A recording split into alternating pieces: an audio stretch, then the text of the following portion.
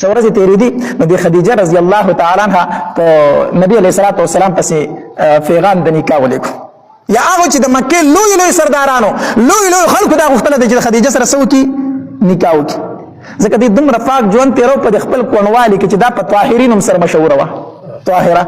پاکه ښځه زموږ معاشره کې چې یو کونډه ښځه پاک ژوند تېري نو ټول خلک یې صفت کوي که نه دوی داسې ژوند تېرو داسې د پاکوالي ژوند په هغې معاشره کې چې دا په طاهرین هم سره مشهوره شوه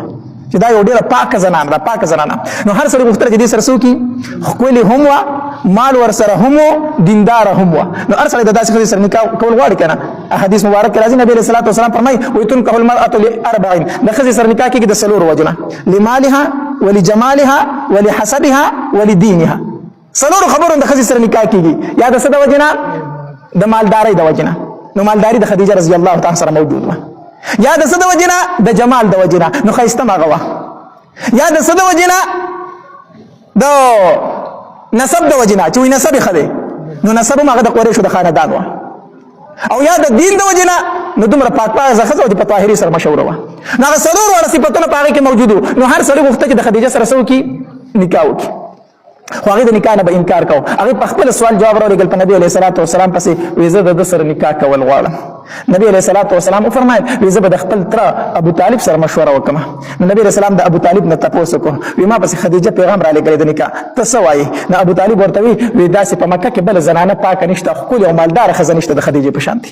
زه په دې نکاح باندې رضا یم زه په دې نکاح باندې څه یم رضا یم نو د نبی علیه الصلاة والسلام تره شو ابو طالب او بل تره شو حمزه رضی الله تعالی عنه او څه کسان ورسره نور شو دوی روان شو او د خدیجه رضی الله تعالی پلار چې خویلد دا په دغه وخت کې وفات شوی و خو تره ژوندی و عمر ابن اسد دی موجود و نو د هغې تره شو څه کسان شو او د خدیجه رضی الله تعالی کور ته ورغله او هلته یې نکاح وتړله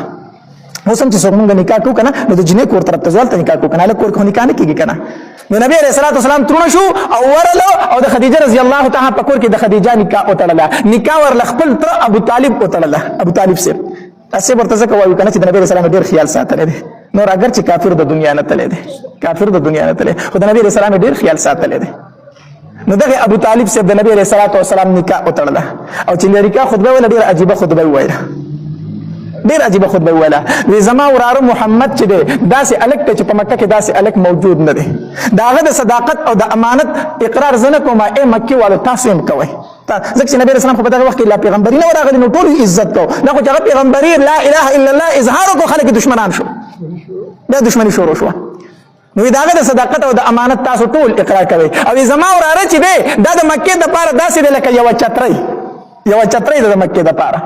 د خپل وراره ډېر صفتونه په خطبه کې وکړو زما د وراره د زړه میلان هم خدیجې ته دی او د خدیجه د هم د زړه میلان زما وراره ته دی دواړه غواړي چې موږ د یو بل سره نکاح وکړو لهذا د دوی دواړو موږ دا نکاح تړو دا خطبه وویله او د نبي علیه الصلاة والسلام صفتونه یې پکې وکړو نو دغه نبي علیه الصلاة والسلام اوله نکاح د خدیجه رضی الله تعالی نکاح دا چا تړلې وه د نبي علیه السلام تر ابو طالب ده ورله نکاح وتړله نو نبی علیه الصلاة والسلام بیا خپل کور ته راغی د نبی علیه الصلاة والسلام خپل کور چې دی دا اوس هم موجود د مکه مکرمه کې ابو جهل حمامونو طرف ته چې لاړ شي هغې ته مخامخ دا د نبی علیه السلام د پیدایش کور دی ښه خو اوس سیمټي دیوالونه دي اگر چې په هغې شکل باندې نه دی اوس خو سیمټي دیوال خو ځای دغه دی اوس یې پرې مکتبه جوړه کړې ده مکتبه تاله ورته پرته یو پولیس د ورته مخې ته ولاړي دا د نبی علیه الصلاة والسلام د پیدایش کور دی الله دې موږ ټول بوځي دا د نبی علیه السلام خپل د پیدایش کور دی دغه ابو جهل حمامونو ته چې لاړ شي مخامخ په وګوري دا کومه مکتبه چې دا د نبی علیه السلام کور دی د پلار کور دغه دی او د خدیجه رضی الله تعالی کور چې و که نه نو دا د مروه ډېری سره باب المروه باندې چې وځي که نه طوافونه پوره کړي بیا به د مروه په هغې دروازه باندې اخوا وځي نو په دغې ځای سره د خدیجه رضی الله تعالی عنها کور و نو ورله نکاح وتړله او نبي علیه السلام خپل کور ته راغی بیا خدیجه رضی الله تعالی نبی علیه الصلاة والسلام ته وفرمایل وایي ته راځه زما دا کور ستا دی خپل کور بیا چاته ورکو نبی علیه الصلاة والسلام ته ورکو نو نبی علیه السلام بیا د خدیجه رضی الله تعالی کور ته ورغی نو نکاح د نبی علیه الصلاة والسلام د خدیجه رضی الله تعالی عنها سره وشوله بیا چې کله نبی علیه الصلاة والسلام غار حرا ته بتو نو د ځان سره به یې ستوان وړو ستوان غالبا چې د جوار مونږ وړو که ګوړه پکې ولړو که نه دې ته ستوان ویلی شي خو هغې به وربشې وړې کړي او په هغې کې به یې ګوړه ولړله دا ستوان و د هغې نو نبی علیه الصلاة والسلام به د ځان سره هلته ستوان وړه هلته به یې 10 ورځې یا 20 ورځې یا میاشت به یې تېروله او بیا به راته چې خوراک به ختم شو بیا به راغی هلته به یې د الله تبارک وتعالی عبادت کو نو خدیجه رضی الله تعالی عنها پسې کله کله خوراک وړ په نبی علیہ الصلوۃ والسلام پسې الته پسې پلا نو ته چې کله غار حرا ته اوخیږي کنه نو تا ته بیا پته ولګي چې خدیجه رضی الله تعالی کم محبت د نبی علیہ الصلوۃ والسلام سره په یو غنټه کې خو چې چاک سړی وي الته ختیش صرف هغه سر ته وخیږي او چې کله سر ته وخیږي بیا چې غار ته پخته کوزيږي نو لاس په لګي وخته به کوزيږي دومره مشکل ځای دی او چې هغه غار کې کېنه کنه نو بیت الله شریف ته بالکل پډاګه دی نو نبی علیہ الصلوۃ والسلام په غار حرا کې ناس او کعبه شریفه ته قتل او د الله عبادت پېکو نو خدیجه رضی الله تعالی به یوازې روانه شو زنانه ذاتو او د ځان سره به خوراک واغسته او الته به نبی علیہ الصلوۃ والسلام لوړو یقین الله کنه چې کله غار حرا ته اوخیږي کنه او د خدیجه رضی الله تعالی عنها د قربانی راځي کنه د زړه نه به اختیار دعاګانې ورته خيږي دي اختیار دعاګانې به خدیجه رضی الله تعالی زمونږ بس دعای خدا زړه به خوشحاليږي چې خدیجه یقینا تا زما د محبوب سره ډیره مینه کړې ده ته زنانه ذاتي په دې خوشي غرونو کې او دومره ګران ځای ته براتله او تا به د نبی رسول الله والسلام د خوراک سکاک تنظیم کو یقینا ته زما په محبوب باندې ډیره مینه وي البته به تاسو فتح ولکې نو ځل نبی رسول الله والسلام غار حرا کې ناشته فرشتہ را په انساني شکل کې او د نبی رسول الله والسلام سره خواته کې ناشته او نبی رسول الله والسلام ته اقرا وایا نبی علیہ الصلوۃ والسلام ورته فرمایي ما انا بقارئ زه لوستون کې نه سو وامه نو پرشتي ورله داسې غاړه ورکړه نو زور په وکړو نو چې زور په وکړ بیا ورته وای اقرا نبی علیہ الصلوۃ والسلام ورته بیا فرمایي وای زه لوستون کې نه مانو بیا ورله سور کو زور ورکو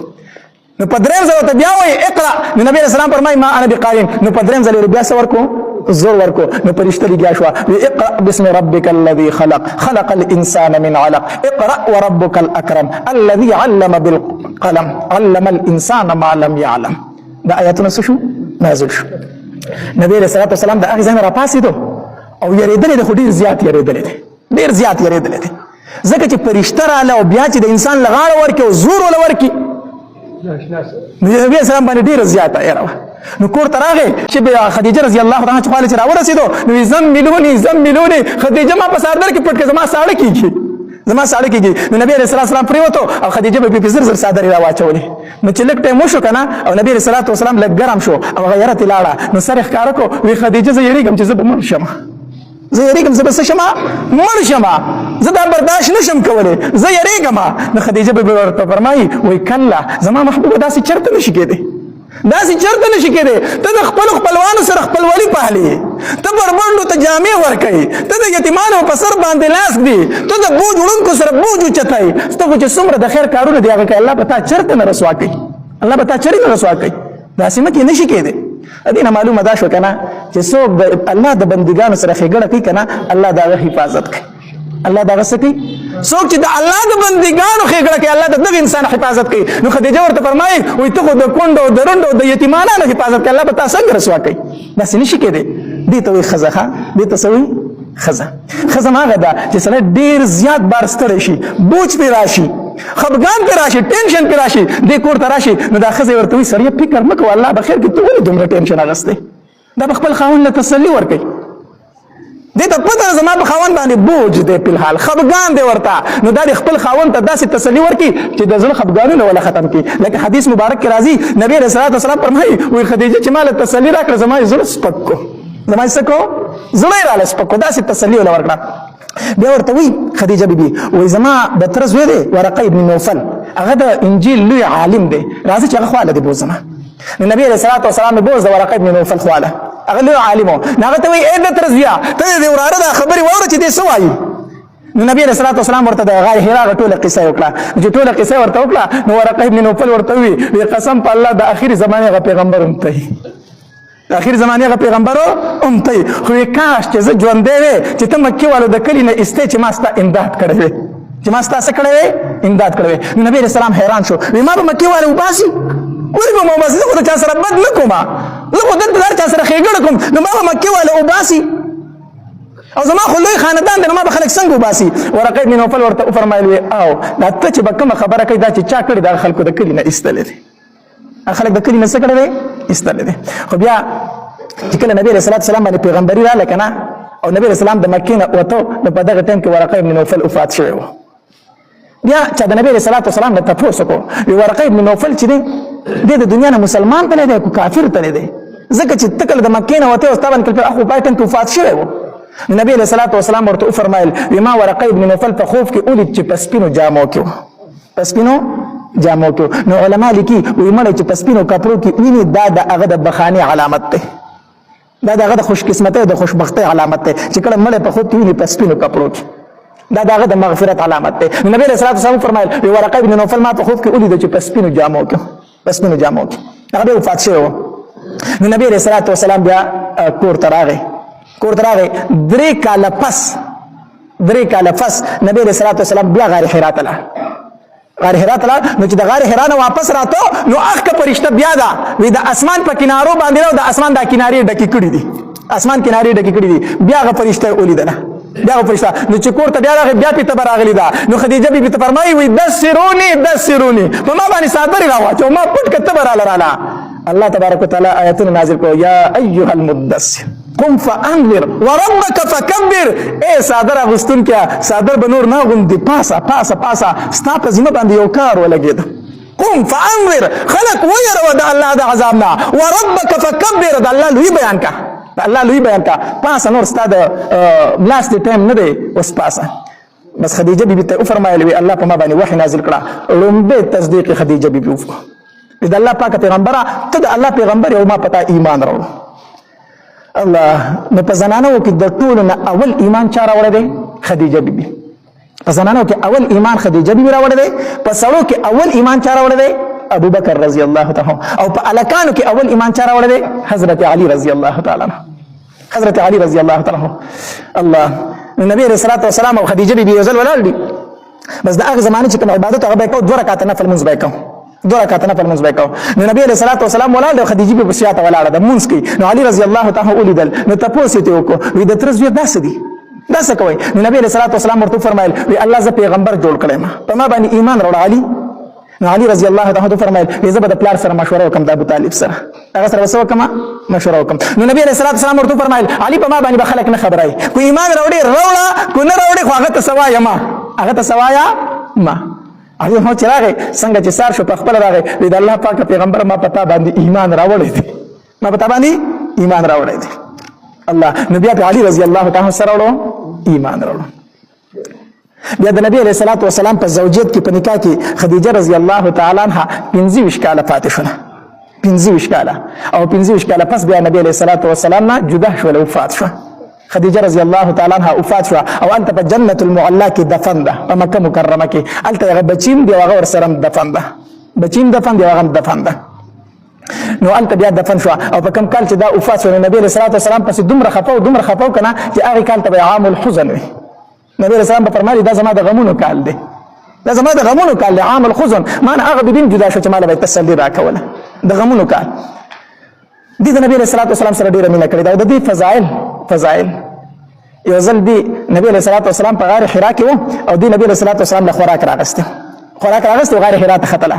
جبرئیل امین راغی او نبی علیہ الصلوۃ والسلام ته فرمایل اذا الله پاک پیغمبر خدیجه را روانه ده تعالی د خوراک لوخي راغسته دي، خوراک لره راغسته. خدای الله پاک پیغمبر چې کله ستا خواله راشي کنه نو زما سلام په مو وایا او الله تبارک وتعالى فرمایي چې زما سلام په مو وایا. الله فرمایي چې په خدیجه زما سلام وایا او جبرئیل امین وی زما سلام په مو وایا. نو چې خدیجه رضی الله تعالی عنها نو نبی علیہ الصلوۃ والسلام ورته په مسکا شو خدیجه پتا باندې الله او جبرئیل علیہ الصلوۃ والسلام سلام وای، پتا باندې سلام وای. الله نبی علیہ الصلوۃ والسلام سره ډیر زیاته مینه و.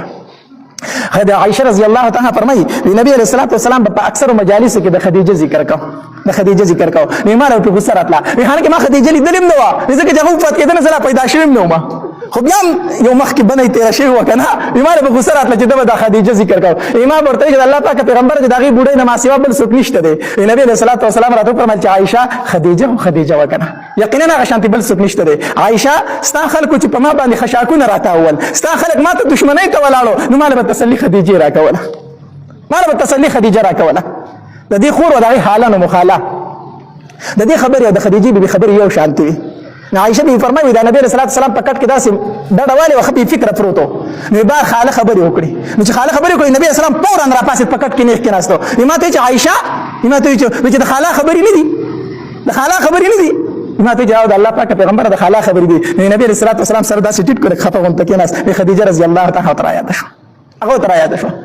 چې کله بم پکور کې پخلې وشو کنه پخلې وشو نو نبی رسول الله صلی الله علیه وسلم په دې پتون دي سره چت کو او چې د خدیجه بیبي څومره ملګری وي کنه زنانو خپل ملګری وي ځان لکنه پس د مرګ داغي نبی رسول الله صلی الله علیه وسلم بداسي پتون روچت کو وی به چې د خدیجه مرګ له داو سي پس د مرګ داغي مرګ له پیدا لګل توخته به لګل دومره ور سره د نبی رسول الله صلی الله علیه وسلم مینه ود سره دومره ور سره مینه الله یو ځل د نبی رسول الله صلی الله علیه وسلم زم دی ابو العاص او په دبانې د نبی رسول الله صلی الله علیه وسلم مشرې لور زینب رضی الله تعالی عنها واده نو د په غزوه بدر کې گرفتار شو ځکه چې د کافرو په ټیم کې د کافرو طرف جنگیدو نه د گرفتار شو چې کله گرفتار شو نبی علیہ الصلوۃ والسلام او فرمایل وی هر قیدی د خپل فدیه راوړي مونږ به آزاد کو نو قیدیانو مکه مکرمه ته سوال جواب ولګي مونږ له پیسې راوړي مونږ قیدیانو چې مونږ آزاد کی نو هر رشتہ دار به خپل رشتہ دار لپاره پیسې راوړي هغه به سکاو آزادو نو د نبی علیہ الصلوۃ والسلام نور چې زینب رضی الله تعالی عنها هغه د خپل خاوند ابو العاص لپاره فدیه راولېګله نو فدیه چې راولېګله د غاړي امین وو هغه راولېګو دا زما بابا ته ورکه وو ته زما خاوند را آزاد کی زما خاوند را آزاد کی نبی رسول الله صلی الله علیه وسلم د قیدی فدیه راتله غو آزادو نو د ابو العاص فدیه رااله چې فدیه رااله د نبی رسول الله مخه داسې عمل کې خو دې شو اذا الله پاک پیغمبر دا ستا د زوم د ابو العاص فدیه د استالور زینب را لګلې ده و چې زما خاوند را آزاد کا نبی رسول الله غمیل داسې پلاس کې راوغسته کنه داسې پلاس کې اړه وراړو د سترګو نه وخ کې بيدي جړه دی ورته دا هغه امیلو چې کله زینب رضی الله تعالی ودیده کنه نو خدیجه رضی الله تعالی د خپل غاړې نه راکوس کو دیته واچو نو چې نبی رسول الله صلی الله علیه وسلم غمیل داسې پلاس کې اړه وراړو د سترګو نه وخ کې بيدي جړه دی ورته نو صحابه کرام ته تاسو کو اذا الله پاک پیغمبره کو ته چرته په دې فدیه باندې خپای نو خیر دې مونږ د ابو العاص نه لګره هغه اسی آزاد کو نبی علیہ الصلوۃ والسلام فرمایي نه زه په دې خپنم چې دا د ابو العاص فدیه ده خو زه په دې باندې خپم چې دا هغه امیر چې خدیجه زینب ته ورکړو زما بیبي خدیجه دا زینب ته ورکړو نو ما ته هغه ټیم راځي چې کله هغه خپل مرینه کوزه ودی ته اچم ما ته هغه ټیم راځي وینا دا په فدیه کې راغله دي دا په زمن ظلمه دا ما په فدیه بیت المال کې کېغو د مسلمانانو حق ته او ابو العاص آزاد کړي ابو العاص کوي آزاد کړي دا هغه مسلمان شو ابو العاص رضی الله تعالی عنه صحابي نبی جوړ شو دا د نبی رسول الله والسلام اول نکاح د خدیجه رضی الله تعالی عنها سره او دا د نبی رسول الله اول بیبي وا او د دې په ژوند کې نبی رسول الله دویم نکاح نه وکړي چې کله دا وفات شو بیا نبی رسول الله نور نکاح نه کړی دي